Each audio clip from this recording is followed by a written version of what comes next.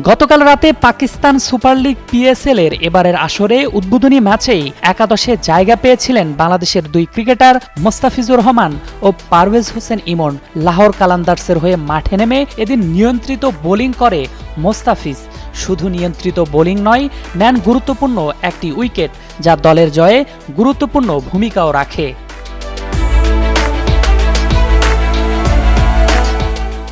অপরদিকে পিএসএল এর নিজের অভিষেক ম্যাচ রাঙাতে পারেননি পারভেজ হোসেন ইমন। লাহোরের গাদ্দাফি স্টেডিয়ামে হায়দরাবাদ কিংসম্যানের বিপক্ষে ব্যাট হাতে করেছেন মাত্র ১৩ বলে ১৪ রান। সর্বশেষ বিপিএলে সিলেট টাইটান্সের হয়ে মিডল অর্ডারে ব্যাট করেছেন ইমন। তাই পিএসএলে ইমনকে মিডল অর্ডারে বিবেচনা করেই ব্যাটিংয়ে নামিয়েছিল লাহোর কালান্দার্স। বিপিএলে সফল হলেও পিএসএল এর অভিষেক ম্যাচে হয়েছেন ব্যর্থ।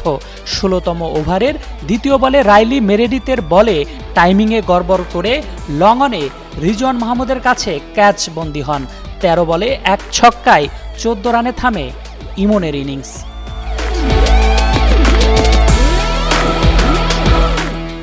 তবে শেষ দিকে হাসিবুল্লাহ রাজা আফ্রিদির ক্যামিওতে বড় সংগ্রহ করে লাহোর। বড় রানের সংগ্রহ, মোস্তাফিজদের নিয়ন্ত্রিত বোলিং আর প্রতিপক্ষের ব্যাটিং ব্যর্থতার দিনে ৬৯ রানের বড় ব্যবধানে জয় পেয়েছে মোস্তাফিজ ইমনদের লাহোর কালান্দার্স। আরফিন জুয়েল, যুগান্তর স্পোর্টস।